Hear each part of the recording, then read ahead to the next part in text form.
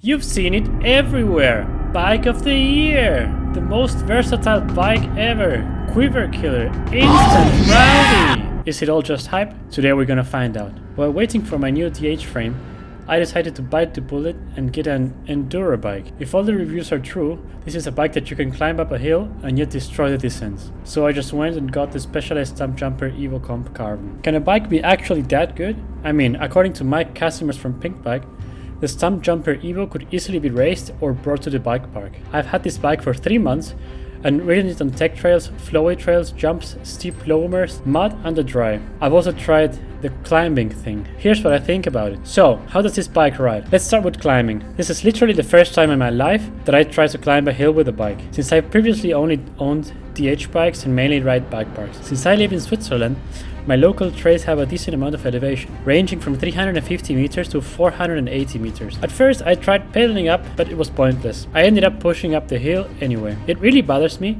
to waste that much energy and time doing something that is not even considered part of the sport. I don't ride a bike to get fit. I ride it to have fun, test the limits and improve my skills. Climbing does none of that. So now the important part. How does the bike descend? In a couple of words, just fine. Not amazing and not bad. It's kind of an underwhelming experience. I prefer a stiff suspension, so I run 20% sag at the rear and 15% at the front. But as soon as I ride a bit more aggressively or do some hawk, I'm bottoming out. It is not terrible and it is expected, but I personally would prefer a more progressive suspension. I ran the bike in the slack head angle and a high BB setting. It's relatively agile, but when fitted with proper tires, it loses that original snappiness. When charging into rock gardens or rough stuff, you can feel that it's only 150mm in the rear, but the bike deals with it pretty well. It is just that the limit is a little bit closer than I would have wished. And going back to the bike park stuff, of course you can take this bike to a bike park, but you have also seen Johan Barelli ride Dirt Merchant on a gravel bike, so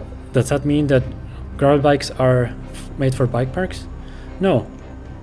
And I also would not take this bike to a bike park. If you ride flow trails or moderate jump lines, it's gonna be fine, but it's not for me. Speaking about jumps, it jumps pretty well and you can move it around in the air without too much effort. So now let's continue talking about the components. I think that the comp version offers the best bang for your buck. In theory, there is no part that needs to be swapped out immediately. Code RS brakes, GX drivetrain and base level Fox stuff. So, wrapping up. Let's talk about the positive stuff. The Fox suspension is pretty good, better than expected. The damping is really smooth and works well. I would even dare to say that it's better than the damping on my old Boxer Select. The lack of low-speed compression at the back bothered me a little, but to my surprise the damping was almost as I would run it, so I didn't lose too much sleep about it. This was also my first time on a SRAM drivetrain, and the GX stuff worked pretty well. It shifted smoothly, even under load. The Specialized tires have improved massively compared to the last generation. When I rode the Black Diamond Butchers for the first time, I had 3 punctures in the first day and the grip was terrible. This bike is the Butcher T9 at the front, T9 meaning that it's the grippiest compound, and it is very grippy indeed, only I would complain about the tread pattern itself. It has a wide and open channel between the middle and the side knobs. Under certain conditions, it's prone to sliding. I haven't crashed because of this, but I had some sketchy moments because of it. Another area in which Specialized tires have improved is puncture resistance. As I've mentioned, I had 3 punctures riding the Black Diamond casing, and so far with the current casing, I have had 0 punctures. Now for the negatives.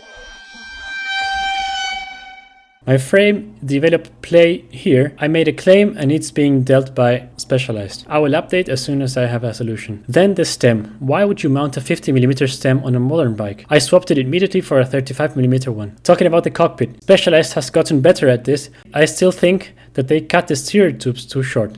I had to specifically look for a stem with a really low stack height so I can raise the cockpit enough for my liking. I know that a super long steer tube doesn't look cool and Specialized is all about being cool, but a comfortable bike is better than a cool one. I personally do not like the shape of the handlebar too much, but that's personal taste. I did burp my rear tire several times and overall I think that the trail casing is too thin for the rear. It squirms a lot. Another complaint would be that as soon as the trail is not hard packed, the eliminator rear tire starts sliding, and as soon as it's muddy, it's almost unrideable. The brakes. If you read any comment section, you will find that there are some people that are very passionate about their preferred brakes. Having ridden only Shimano Z brakes in the past, I tried to approach this in a cool and rational manner. My first thoughts were that the brakes were a bit grubby, but lacking in raw power. People usually say that Shimano brakes are grubby, but I found this Code RS is much grubbier than my previous Z's. But when you really need power, for example, when braking hard and when grip is not a problem, I felt that I had to squeeze the lever more than with my previous Z's. The bite point